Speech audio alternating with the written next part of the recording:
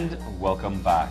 And as promised before the break, we're sitting down to talk with the OAS Belize country representative about a myriad of issues. So we'd like to welcome Star Green to our show today. Good morning and welcome. Thank you so much. I'm delighted to be here with you both. Excellent. Now, obviously, the work of the OAS is very broad, but one of the clarifications that we want to talk to you about is the work that is happening in the adjacency zone and how that figures into the work of the OAS and your office for it. Thank you so much. Well, first of all, every member country has an OAS office. It's called a country office. And I am head of the country office of the OAS in Belize. However, because of a special issue concerning Guatemala and Belize, there was a decision made not so long ago to open an office in the adjacency zone. And that office deals only with the Belize-Guatemala differendum. My office deals with all other issues and relations between the organization and this blessed country, Belize. And so matters relating to political situation, economics, social, cultural, security falls under my purview. Scholarships and all the programs we provide for Belize. Now, let's expand a little bit on the programs. I know quite a number of Belizeans have benefited from your scholarship programs. Is that still a robust undertaking by your office? Very much so. And let me say these scholarships have become very competitive. Belize has to compete with other countries in the Caribbean as well as other countries in Central and South America. But we should be clear. We offer scholarships at the undergraduate level and at the graduate level. At the undergraduate level, only countries in the Caribbean benefit, and that of course includes Belize. But at the graduate level, all countries benefit. Thanks to the efforts of our representatives in Washington some years ago said, listen, what the Caribbean really needs is help at the undergraduate level. Many of our people don't have a first degree, and so the OAS decided to carve out a special program for the Caribbean that covers scholarships at the undergraduate level for the last 2 years of your first degree. Now let's talk about how long the scholarship program specifically has been going, and also it ties in very much to the priority areas of the individual countries. Yes, well, that's a very good point. The OAS has been offering scholarships for over 50 years. The SPECAF program, though, is newer, well over 10 years. But in specific reference to the priority areas, the countries set at least 8 priority areas under which scholarships fall, and they are education, social development, democracy, technology, tourism, the environment, and there are others. But I think it should be clear, there are 2 areas under which we do not offer scholarships, and that's medicine and new languages. And when I say new languages, not foreign, but new. Yes, those are the only 2 areas. Everything else you can study both at the undergraduate and the graduate or postgraduate levels. What's the window and the cycle like for applications for the scholarships? Well, you need to apply at least 1 year in advance of when you need the scholarship. So that right now we are accepting, well, we're closing off applicants for the 2016-2017 academic year. So individuals who want to begin study or who will be beginning their studies, let's say in September or August of this year, have already applied last year. And so we're processing those applications. So you have to give yourself at least 1 year in advance of when you really need to go to college to apply. And that's important for people to recognize. Yes, because sometimes individuals call me and say, I want a scholarship.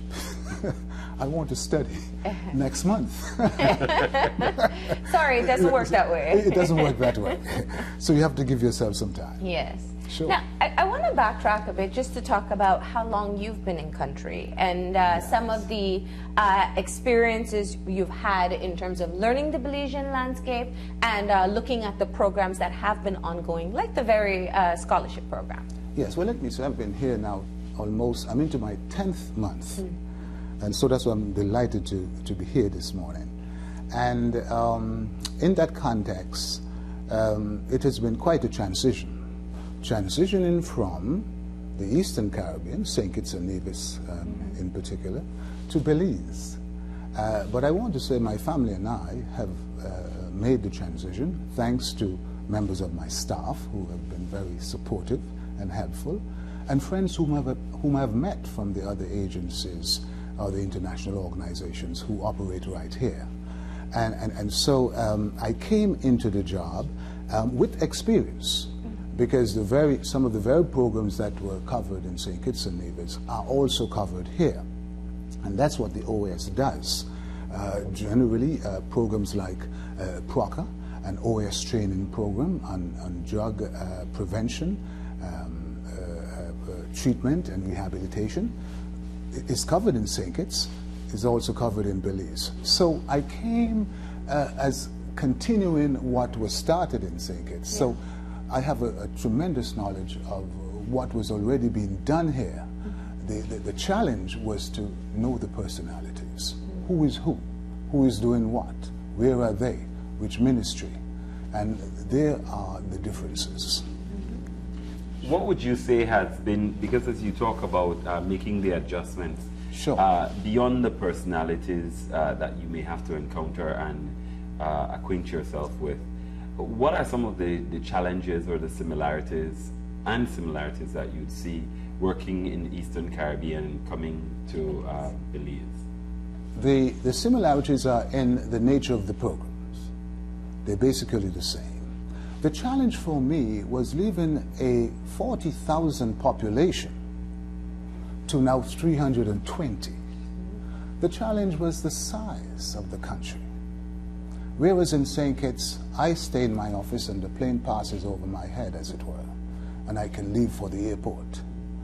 The distances to cover is a challenge for me. When I go to Belmopan, it takes up my entire day. When I return to Belize City, my day's finished. Not so in St. Kitts. I can walk to my appointments. So that has really struck me in terms of the distances to cover. And I realize how small a fish the OAS is in this big pond as compared to St. Kitts and Nevis, where I was a big fish in a small pond. So I've had to adjust to the size, and it's taken me some time. Yeah. Because if I want to go down to Placencia, that takes the whole day.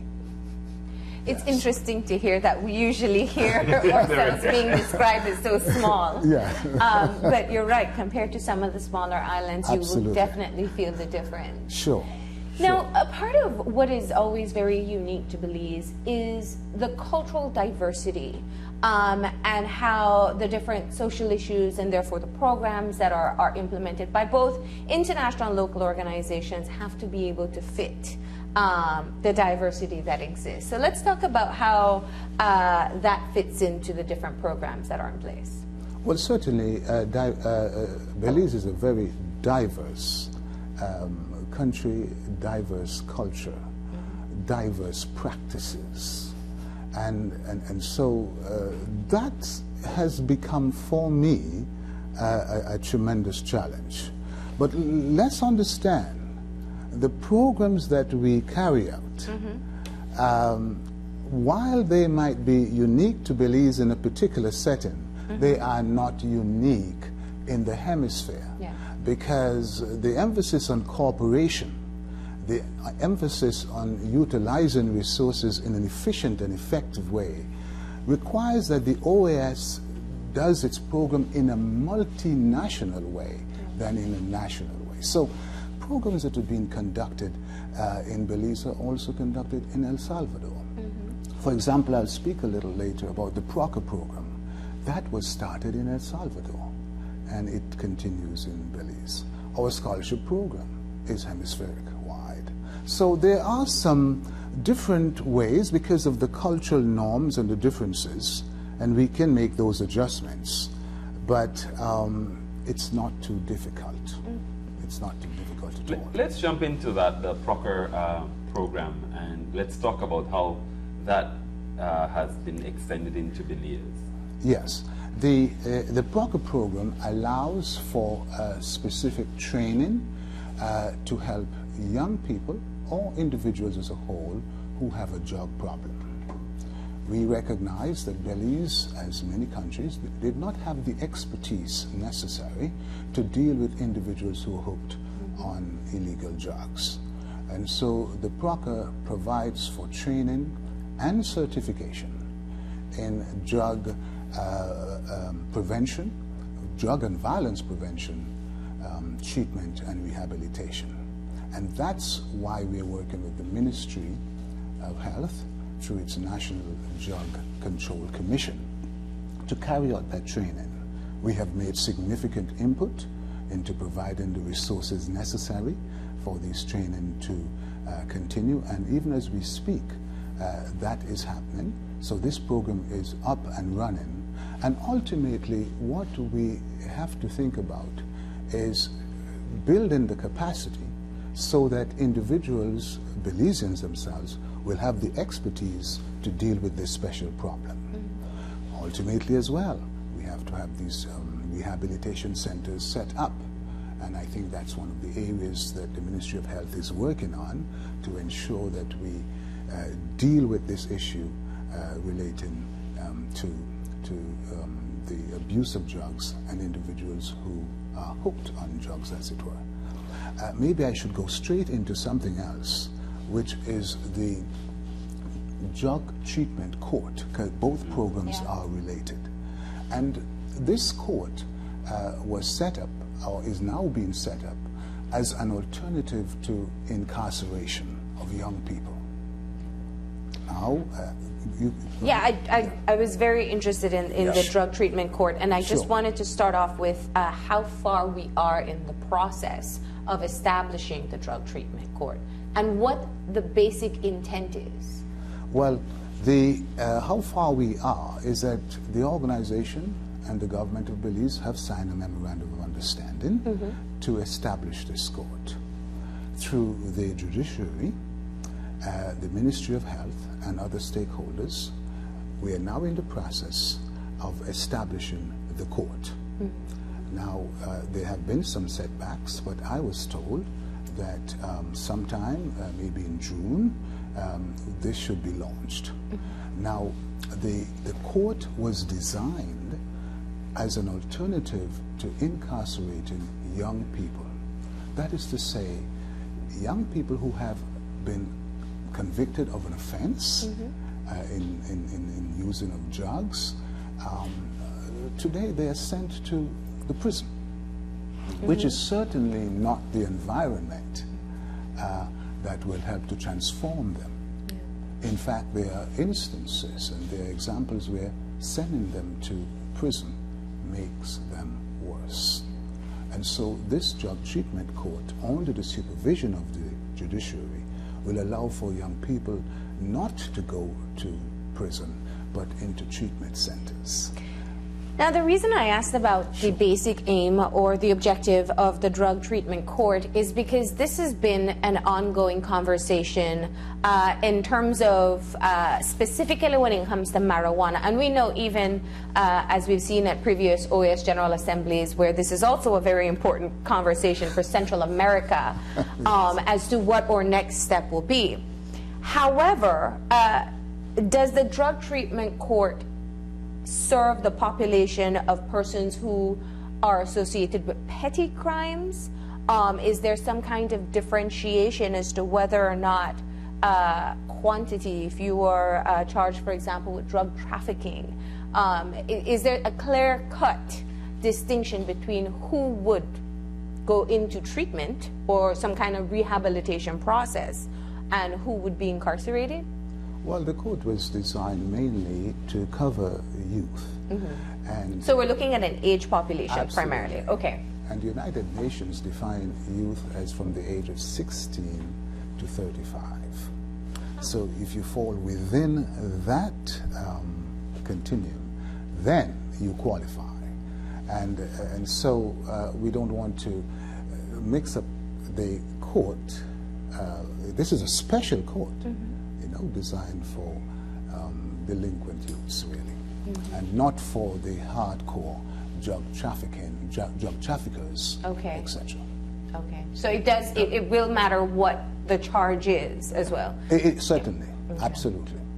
And one of the things, because as you're talking about rehabilitation centers and the like, those are often missing in a lot of the, and Belize is included in that. We have Quite true. very limited. So how will those supporting institutions be a part of the project that the OAS is working on? I inquired and I was told that currently there are about 2 well-established centers, one in the north and one in the south. We do not think that is going to be nearly sufficient. But if at least we can upgrade these 2 centers, and that's what part of the training is all about, to ensure we train individuals who can add to these centers and add the expertise and the capacity to deal with these young people. If we can do that, then we will have made progress. But in the meantime, the Ministry of Health, or the government through the Ministry of Health, will have to begin to give thought to add in such centers as are required, and strategically, where are they placed? Now, one of the things I also wanted to ask about is revision of the laws. Is that a part of what is being considered as well? Because that is critical to include a drug court that will be able to, certain cases to be diverted there. You are perfectly correct. The enabling legislation will be necessary, and so there are some adjustments that are being made. I spoke to His Lordship, the Chief Justice, and he has assured me that they are moving on that front, and they're very much aware, so that it's not just to set up the court physically, but as you say, to have the legal backing to underpin its work. And I'm satisfied that that is being done. And let me say that we have good examples, because there are such courts in Barbados, in Trinidad and Tobago, in Panama, in Mexico, and other countries that have adopted this model. And I'm very pleased that Belize has moved ahead to do just that. And we have heard consistently of overcrowding within the prison facilities with drug-related charges as well, so it should have a bit of impact there as well. Sure. My question has to do with the scope as to when we speak about drugs, because the automatic thought is illegal and illicit substances. But are we also talking about alcohol use, for example? Absolutely. And studies after studies that the OAS has conducted in member countries shows that alcohol use among teenagers is the #1 drug problem. Not marijuana, not cocaine and other substances, although those are also used. But you're perfectly correct. Alcohol usage among young people throughout our hemisphere, even at the university level. We have done the secondary, but at the tertiary level, we have found that even there too, there's no real sophistication. It's still alcohol becoming the #1 problem. So yes, my good friend, the court will also deal with that. Now, let's shift gears a little bit and talk about the Summit of the Americas. Sure. And the significance of that. Very often when you talk about the OAS, and because you work primarily through the governments, people don't look at or make the connections that what is being worked on may impact people on a day-to-day basis. Obviously, the drug treatment court is one of those initiatives that has definitely grassroots kind of impact. You're right. You're perfectly correct. And so you're saying... And the Summit of the Americas, and why that is such a significant thing, and how initiatives like this, like the drug treatment court, are born out of those meetings. Very good. The Summit of the Americas, as you know, has become an institutionalized gathering of heads of states and governments throughout our hemisphere, coming together in one setting to discuss policies that are common to all member countries, to reaffirm their shared values, and, as you say, to address issues in a concerted way that are defined at the national and regional levels, that go right down to the grassroots of the peoples of the hemisphere. So we're talking about issues like drugs. The Inter-American Drug Abuse Control Commission, called CCAD within the OAS, was born out of the summit. And so there are many initiatives that have had very positive outcomes from the summit. Now, in this forthcoming summit, which is going to be Friday and Saturday, there are a range of issues that will be on the table, for which we will have at the highest political level in the hemisphere pronouncing on and giving recommendations and reaching conclusions as to the way forward.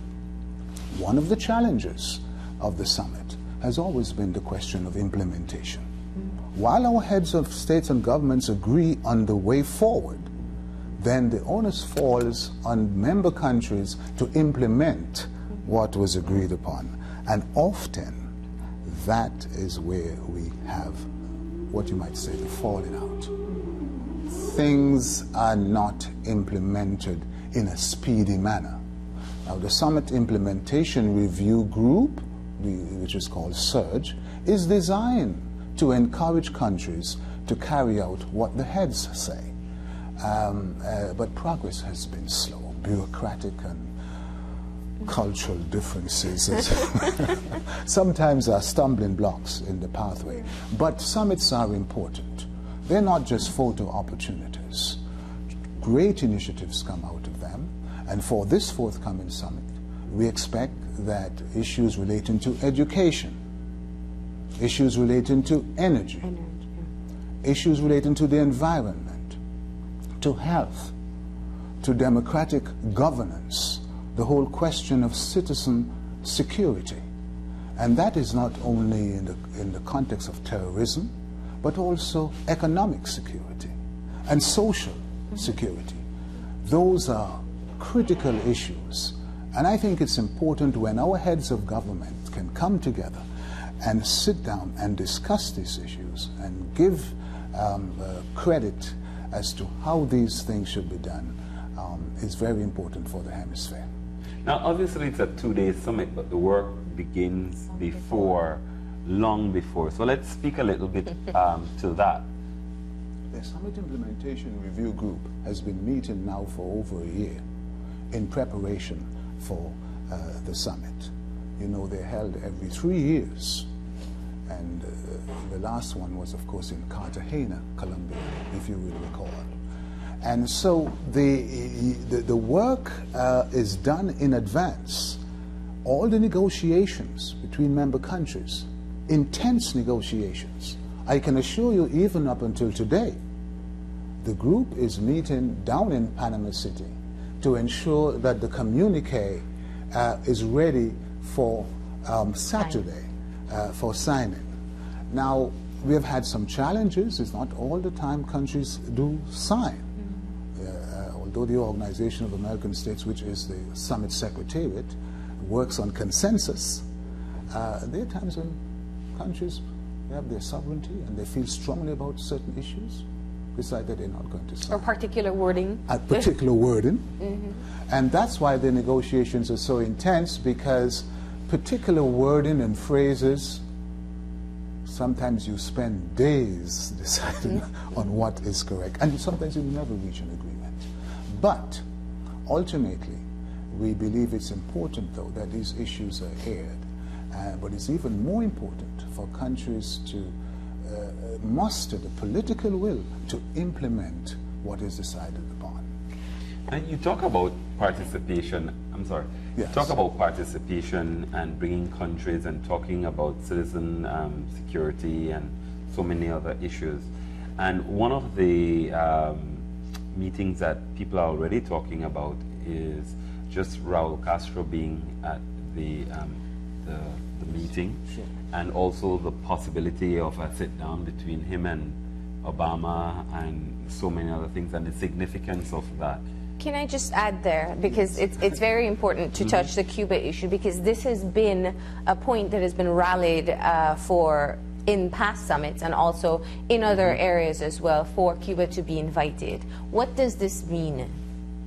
Well, for the speaking on behalf of the Organization of American States, as you know, Cuba is not a member of the OAS as yet, but we have extended to Cuba the right to return whenever it so wants. And so that's an open invitation. So it is the strong desire of the OAS to have Cuba involved in what's being discussed and what's taking place in the hemisphere. With respect to relations between Cuba and the United States, I believe those would be best discussed and aired by the the two representatives that are here in Belize, no doubt. But from the standpoint of the OAS, good relations between member countries is key to the progress of these countries. And we'd like to see an open dialogue between both countries, settling their differences. It is in the interests of the organization to see that happen. And so we are hopeful. We are pleased with the steps that have been taken, the reaching out by both countries. We think this holds a great promise for the hemisphere and for relations between the U.S.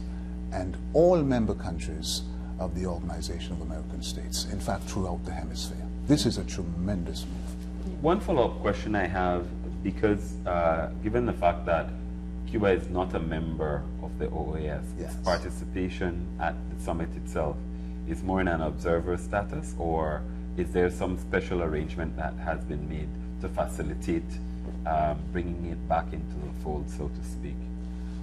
There are no inhibitions at all, because every country, all 34, have agreed that Cuba should be at the table. And it comes at the table, certainly, as you say, not as a member of the OAS as yet, but as an equal partner to address the issues of the day, those issues that affect our people, young and old. And so there are no inhibitions at all for Cuba to sit, make its point, and discuss those issues that are important to us. None whatsoever. But not with voting rights or... Well, there's no voting at the summit. It's really by consensus. But a country deserves the right to break away from that consensus. So that's why it's so hard to put your signature, you see, because sometimes countries don't want to commit themselves to what's written. Yeah. And to the implementation that should follow. Absolutely. Now, I wanted to close off, because we're running out of time, in terms of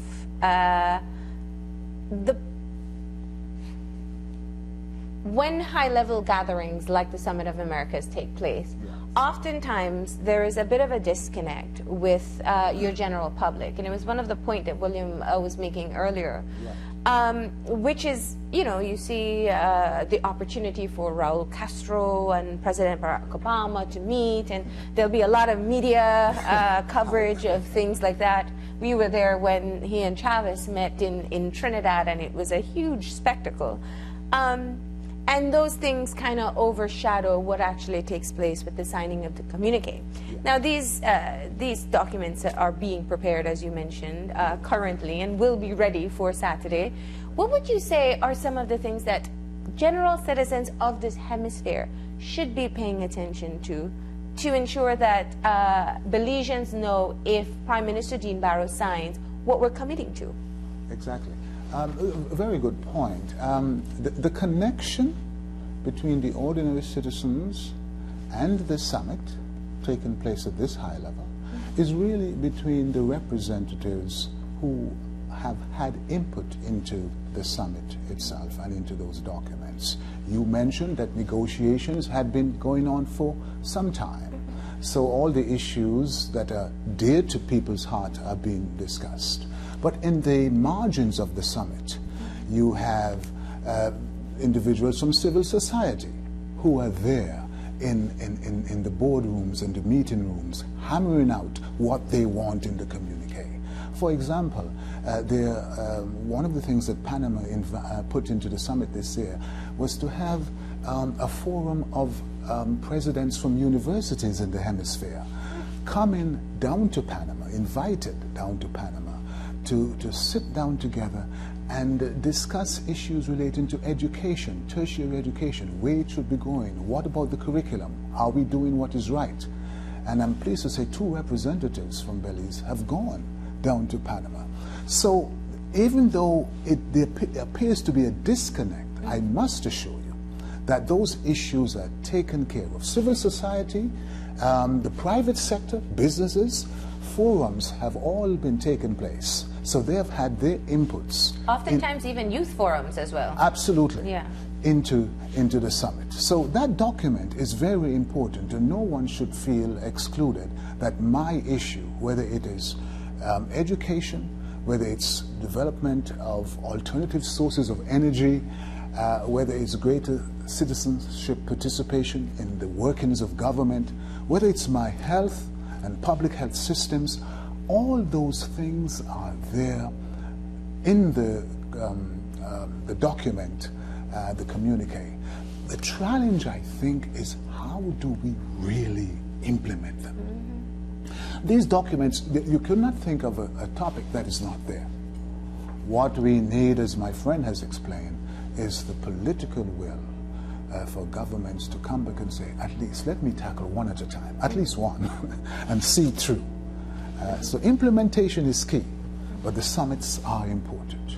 They're not just photo opportunities, they're occasions for heads of states and government to really dialogue on the issues of the day and to commit themselves to concerted action on these issues. Now, this will be the first summit since the replacement of the Secretary General. Its final summit. Yeah, this is his final. Yeah. You're right, sir. This is his final summit. That is Jose Miguel in Sousa. Yeah. He has been with us for 10 years, and you're only allowed to serve for 10 years. After that, you're finished. I want to express my appreciation to him for his excellent work as Secretary General. I'm here because I'm his representative, and I want to say he has done quite well. I want to welcome the newly elected Secretary General, Luis Almagro, from Uruguay. And it would be remiss of me if I did not welcome the newly elected Assistant Secretary General, Ambassador Nestor Mendez. Ambassador Mendez and I go way back, for we worked together in Washington when he was the alternate representative of Belize to the OAS, and I was the alternate representative of Antigua and Barbuda to the OAS. So we know each other very well.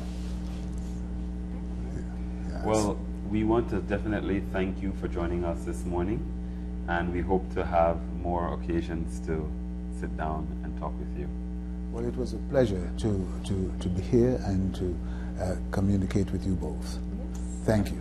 Looking forward to the programs that you've spoken about, the drug treatment court and the rehabilitation facilities, greatly needed in the country. Thank you so very much. Thank you.